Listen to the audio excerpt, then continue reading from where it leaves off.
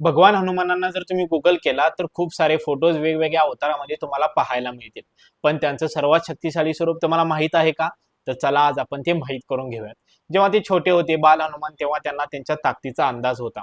त्यानंतर त्यांच्या सगळ्या शक्तींना काढून घेतलं जातं. तेव्हा ते हळूहळू श्रीरामांना भेटतात. त्या फेसमध्ये त्यांना भक्त हनुमान असं म्हटलं जातं.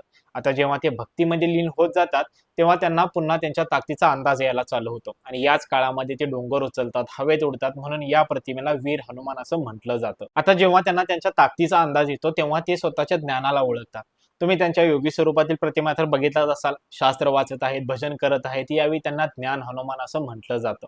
ज्यावेळी त्यांना त्यांच्या ज्ञानाचा अंदाज येतो तेव्हा त्यांच्यातील संगीताला ते ओळखतात.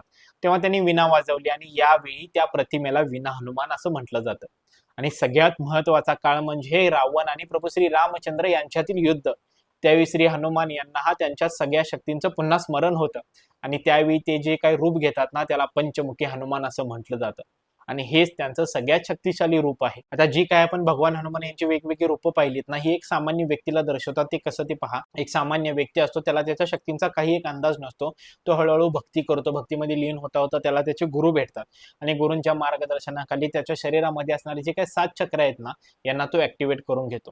आणि ज्यावेळी त्याची ही 7ही चक्र ऍक्टिव्हेट होतात ना, तेव्हा तो सर्व शक्तिशाली बनून जातो. म्हणजेच काय, हनुमानांचं जे काही संपूर्ण आयुष्य आहे ना, ते आपल्याला एक स्पिरिच्युअल जर्नी दाखवतं.